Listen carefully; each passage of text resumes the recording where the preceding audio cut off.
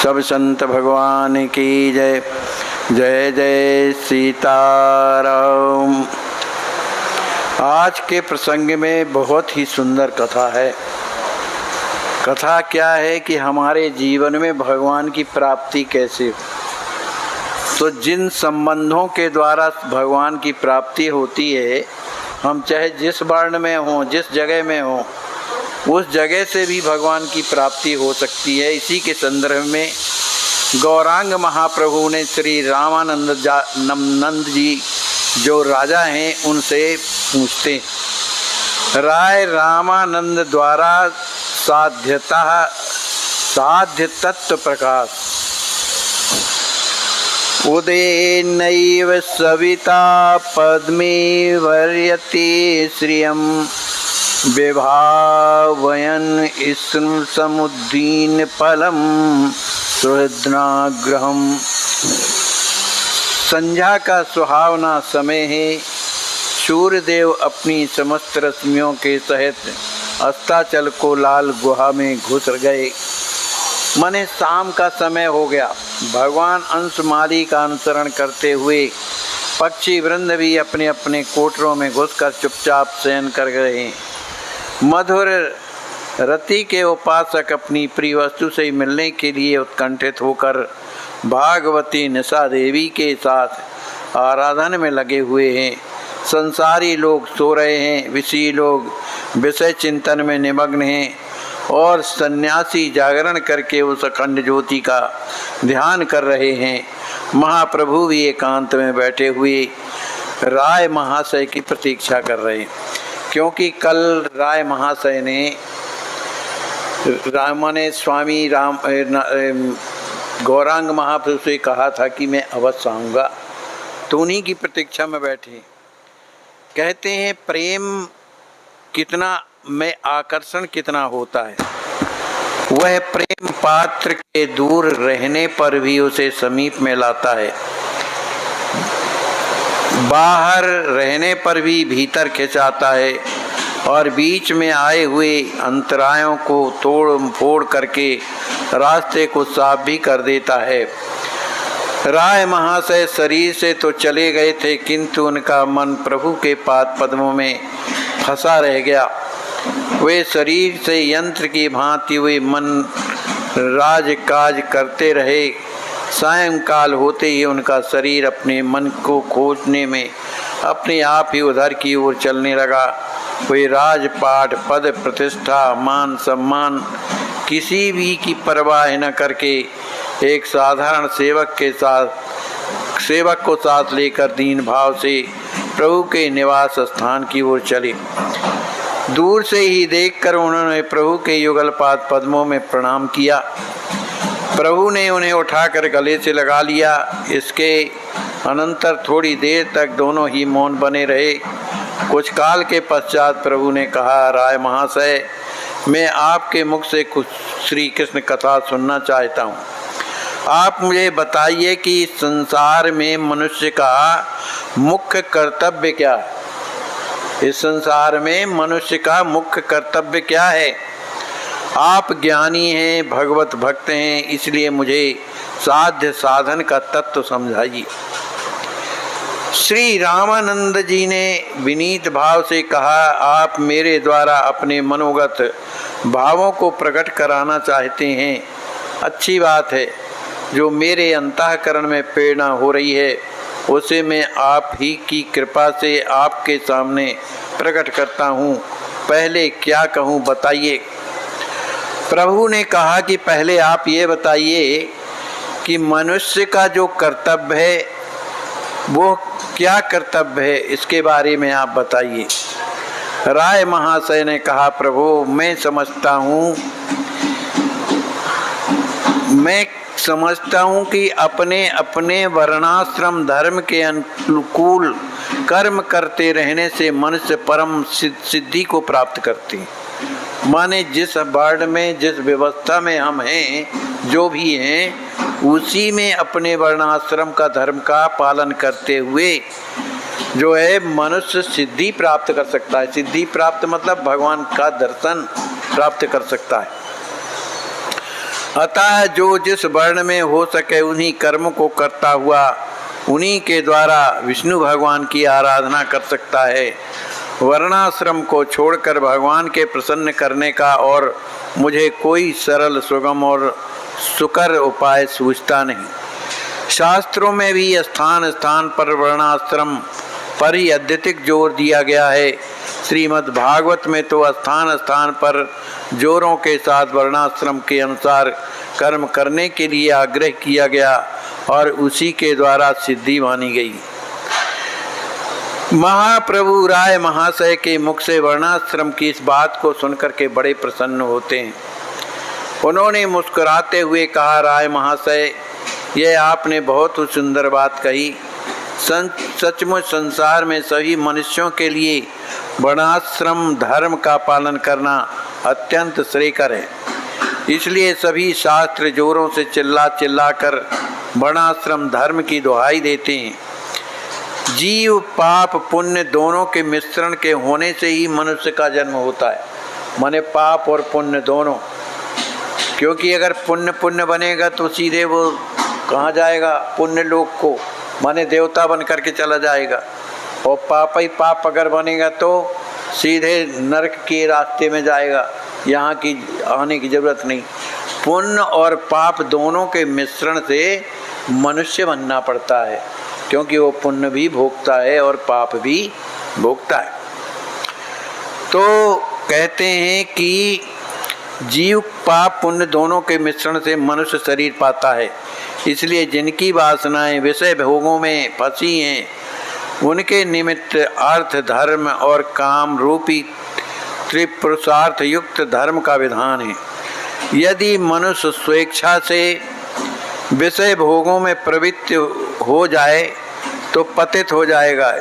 इसलिए धर्म की आड़ की आवश्यकता है। धर्म पूर्वक बर्ताव करने से मनुष्य को स्वर्ग सुख की प्राप्ति होती है। लेकिन स्वर्ग में क्या है?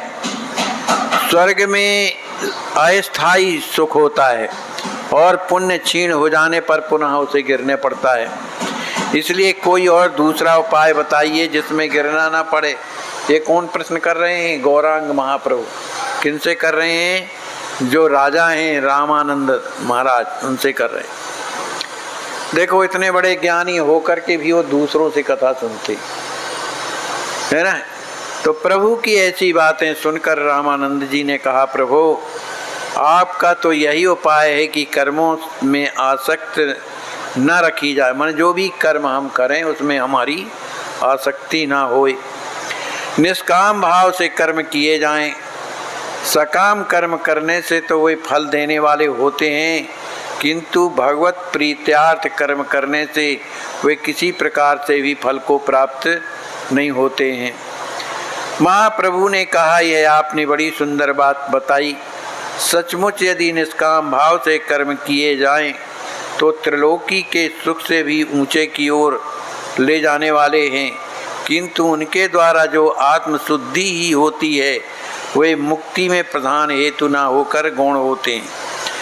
उसका फल ज्ञान ना होकर आत्मशुद्धि है। इससे भी बढ़कर के कुछ और बताइए। तो रामानंद जी ने कहा, प्रभु जब आप निष्काम कर्म को ही श्रेष्ठ समझते हैं तो सभी प्रकार के कर्मों का स्वरूपता परित्याग करके निरंतर श्री भगवान का भजन ही करते रहना चाहिए। सचमुच कर्म कैसे भी किए जाएं, उनमें तापों की निवृत्ति नहीं होती।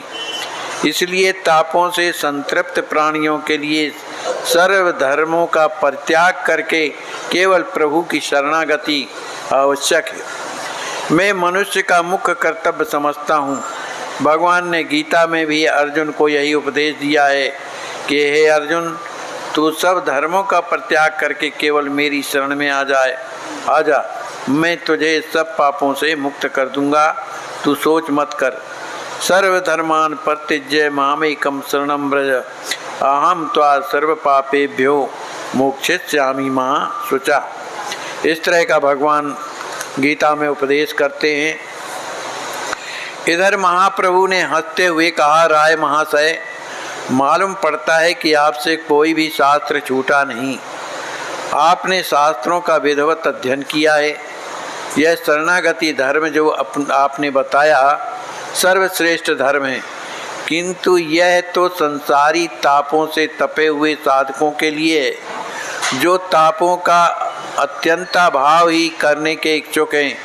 जो साधक उससे भी उच्च कोटि का है, उसे संसारी तापों का भान ही नहीं होता, उसके लिए कोई और उपाय बताइए। तब तो श्री रामानंद जी को सोचने लगे और थोड़ी देर के पश्चात कहते हैं, प्रभु मैं तो समझता हूँ कि संभाव में अवस्थित रहकर सत असत का विचार करते हुए भगवान की निरंतर भक्ति करते रहना ही मनुष्य का मुख्य कर्तव्य है। प्रभु ने कहा, यह तो बहुत ही सुंदर बात है, किंतु जिसे असली आनंद की इच्छा है उसके दो चीज़ों का विचार कैसे हो सकता है? द्वैधी भाव ही तो भय का कारण है। सत असत का विचार बहुत उत्तम है, किंतु इसमें मुझे सरसता नहीं दिखती, कोई सरस सा उपाय बताइए। तब भक्ता अग्रगण्य रामानंद जी ने गरज कर कहा, प्रभु भगवान की विशुद्ध भक्ति ही सर्वश्रेष्ठ और मनुष्य का मुख्य कर्तव्य है। जैसा कि ब्रह्मा जी ने श्रीमद् भागवत में भगवान की स्तुति करते हुए कहा, कहते हैं, हे अजित, जो मनुष्य ज्ञान में कुछ भी प्रयत्न न करके केवल साधु संतों के स्थान पर अवस्थित रह करके उनके मुख से आपके गुणानुवादों को ही श्रवण करते रहते हैं, मन वचन कर्म से आपको नमस्कार करते हुए जीवन व्यतीत करते हैं, वे ही त्रिलोकी में आपको प्राप्त होते हैं। रामानंद जी के मुख से इस श्लोक को सुनकर प्रभु अत्यंत प्रसन्न हुए। उन्होंने प्रसन्नता प्रकट करते हुए कहा, सचमुच भट्टाचार्य सार्वभौम ने आपके शास्त्र ज्ञान की मुझसे जैसी प्रशंसा की थी, यहाँ मैंने वैसे ही आपको पाया। मनुष्य का परम पुरुषार्थ सर्वश्रेष्ठ धर्म भगवान मधुसूदन की अहेत की भक्ति करना है, इसलिए यह तो मैं स्वीकार करता हूँ, किंतु भक्ति किस प्रकार से की जाए यह बताइए। रामानंद जी ने कहा, प्रभु मैं समझता हूँ कि प्रेम पूर्वक भक्ति करने से इष्ट सिद्धि होती है। भगवान प्रेम में है, प्रेम का ही स्वरूप है, वे रसराज हैं, इसलिए जैसे हो सके उन रसावरण में घुसकर खूब गोते लगाते रहना चाहिए। मनुष्य को श्री कृष्ण भक्ति रस के भावित मति जैसे भी प्राप्त हो सके वैसी प्राप्त करना चाहिए। उसे प्राप्त करने का मूल्य क्या है? उसके प्रति लोलुपता, लोभी भाव तथा हृदय में उसी की इच्छा बनी रहे, उसे मनुष्य कोटि जन्म के सुकृत से भी प्राप्त नहीं कर सकता। माने भगवान के पाने की जो इच्छा है, ये कोई पुण्यों का फल नहीं होता है, ये भगवान की अहेतुकी कृपा से मिलता है। महाप्रभु कहते हैं, धन्य है, सच्ची बात तो यह है कि रसो वैसा, अर्थात वे भगवान स्वयं रस स्वरूप हैं। उस रस को प्राप्त करके ही जीव आनंद में हो जाता है, किंतु एक बात अभी शेष रह गई कि उस रस का आस्वाद किसी न किसी प्रकार से संबंध से ही किया जा सकता है। इसलिए भगवान के साथ किस संबंध से उस रस का आस्वादन किया जाए, इसे जानने की मेरी बड़ी इच्छा है, कृपा करके इसे बताइए। माँ ने बताया कि जो भगवान के जो 5 रस बताए जाते हैं, शांत, दास, श्रृंगार और क्या है, वात्सल्य, हाँ, ये 5 रसों के द्वारा भगवान में प्रेम की प्राप्ति होती है और भगवान इस संबंध को स्वीकार करते हैं।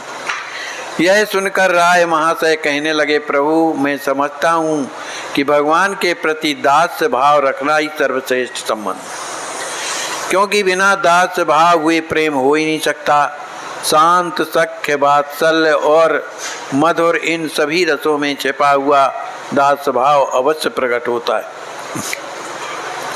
प्रभु ने हंसकर के कहा, हाँ ठीक है, होगा, मैं इसे अस्वीकार नहीं करता, लेकिन फिर भी दास्य भाव में कुछ संकोच अवश्य रहता है। सेवक को अपने स्वामी के ऐश्वर्य, बड़प्पन, मान सम्मान का सदा ध्यान रहता है, इसलिए निर्भय होकर आनंद रस का पान करने में कुछ संकोच होता है। ऐसा कोई संबंध बताइए जिसमें संकोच का लेस न हो। तब अत्यंत ही उल्लास के साथ रामानंद राय ने कहा, तब तो प्रभु मैं सख्य संबंध को श्रेष्ठ मानता हूँ। सखा का संबंध, सख्य प्रेम में ऐश्वर्य धन मान सम्मान किसी की परवाह भी नहीं रहती। ग्वाल बाल भगवान से नाराज होते हैं, उनके गौओं को घेरवा कर लाते हैं, उनके कंधे पर बैठकर चड्डी लेते हैं। उन्हें अखिल विश्व के एकमात्र आधार भगवान वासुदेव से किसी प्रकार का संकोच नहीं होता। यथार्थ में रसा स्वाद तो सख्य प्रेम में है। प्रभु ने कहा, सख्य प्रेम का क्या कहना। सख्य प्रेम तो यथार्थ में प्रेम है, किंतु सख्य प्रेम सबको प्राप्त नहीं होता। उसमें दूसरे के प्रेम की उपेक्षा रहती है। यदि अज्ञानवश भ्रम हो जाए कि हमारा प्रेमी हमसे उतना प्रेम नहीं करता जितना हम उससे करते हैं, तब स्वाभाविक ही हमारे प्रेम में कुछ न्यूनता आ जाएगी। इसलिए प्रेम ऐसा कोई संबंध बताइए जो निरपेक्ष और हालात में एक साथ। कि हम भगवान से तो प्रेम करते हैं पर भगवान हमसे उतना प्रेम नहीं करते। इस पर रामानंदाचार्य जी ने एक और संबंध बताया। कहते हैं तो फिर बात सबसे अच्छी है वात्सल्य प्रेम की। वात्सल्य प्रेम में नहीं है कुपुत्रो जायते कुजदपि कुमाता न भवति। संतान चाहे प्रेम करे या ना करे, माता पिता प्रेम उस पर वैसा ही बनाए रखते हैं। ऐसा व्यासदेव जी ने भी कहा है। प्रेम प्रदाता श्री हरि जैसी कृपा यशोदा जी पर हुई, वैसी कृपा ब्रह्मा शिव के ऊपर भी नहीं हुई। भगवान के सदा हृदय में निवास करने वाली लक्ष्मी पर भी नहीं हुई। इसलिए वात्सल्य भाव ही सर्वोत्तम भाव है। प्रभु ने अत्यंत ही प्रसन्नता प्रकट करते हुए कहा, राय महाशय आप तो रसराज हैं, आपसे कोई बात अविदित नहीं है। वात्सल्य रस की तो भगवान व्यासदेव ने भूर भूर प्रशंसा की है, फिर भी वात्सल्य रस में मुझे पूर्ण निर्भयता प्रतीत नहीं होती। उनमें छोटे और बड़ेपन का कुछ अंशों में तो भाव रहता है। इससे आगे यदि आप कोई भाव बता सकें जिसमें इन विचारों का अत्यंता भाव हो तो उसे मुझे कहिए। राय महाशय ने कहा, प्रभु इसके आगे और क्या कहूँ, वह तो कहने का विषय नहीं। सचमुच में एक ही ये भाव अवशेष है, उसे ही अंतिम कहा जाता है, वह है कांता भाव। कांता भाव, बस इसी में जाकर सभी रसों की, सभी भावों की, सभी संबंधों की परिसमाप्ति हो जाती है। राय रामानंद के मुख से इस बात को सुनकर प्रभु ने उनका गाढ़ा आलिंगन किया। प्रेम में विवल होकर गदगद कंठ से कहने लगे, राय महाशय आप धन्य, आपका कुल धन्य है। आपकी जननी वास्तव में जननी कही जा सकती है। आपका शास्त्रीय ज्ञान सार्थक है। इतने बड़े रहस्य ज्ञान को मुझे बताकर आपने मेरा उद्धार कर दिया, किंतु इससे भी ऊंचा कोई भाव जानते हो तो कहिए। महाप्रभु ने इससे भी आगे पूछने पर राय चकित होकर प्रभु की ओर देखने लगे और बहुत देर तक अनंतर धीरे धीरे कहने लगे, प्रभु इससे आगे मैं और कुछ नहीं जानता हूँ। प्रभु ने मधुर स्वर में कहा, राय महाशय आपसे कोई बात छिपी नहीं। आप मुझे शुष्क हृदय ग्रस्त त्यागी वनवासी सन्यासी समझकर भुलावा देना चाहते हैं। अंतिम साध्य तत्व का अनाधिकारी समझकर आप मेरी उपेक्षा कर रहे हैं। आप तो सबको जानते हैं। कांता स्नेह से भी बढ़कर जो कुछ हो उसे कृपया बताइए। बस प्रभु वह इसके आगे स्पष्ट नहीं कह सकता, क्योंकि यह विषय अत्यंत ही गोप्य है। भगवान व्यासदेव ने भी इसे परम गुह समझकर प्रकट ही रखा है।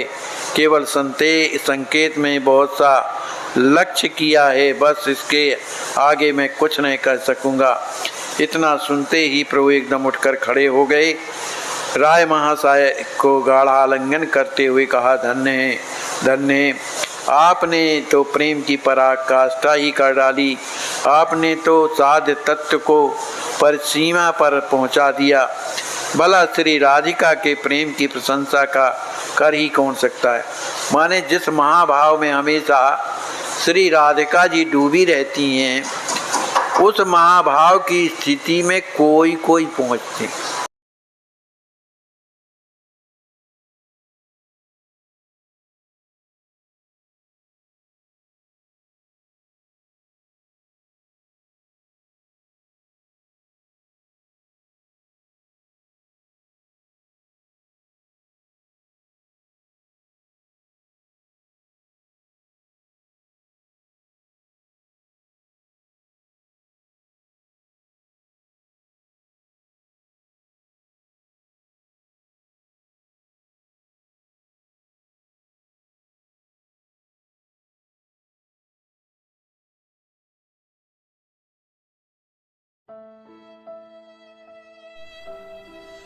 इनको लकवा मारने के बाद 1 महीने तक अपने बिस्तर पर पड़े रहे।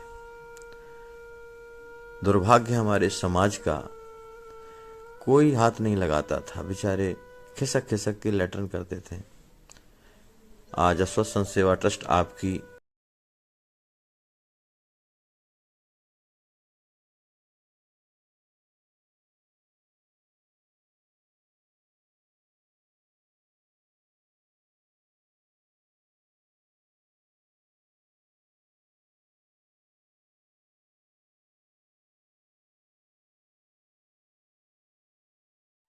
आपकी अस्वस्थ संत सेवा ट्रस्ट के द्वारा इन्हें लखनऊ मेडिकल कॉलेज भेजा गया है ऑपरेशन के लिए। बहुत कष्ट है, बिना ऑक्सीजन के इनके प्राण नहीं रह सकते हैं। अब सोचिए, आप विचार कीजिए कि ऐसे असहाय संत बेचारे जिनकी कोई सेवा नहीं करता, तो कम से कम आपके अस्वस्थ संत सेवा में आ गए हैं इस ट्रस्ट में, तो आप रात दिन उनकी सेवा कर रहे हैं।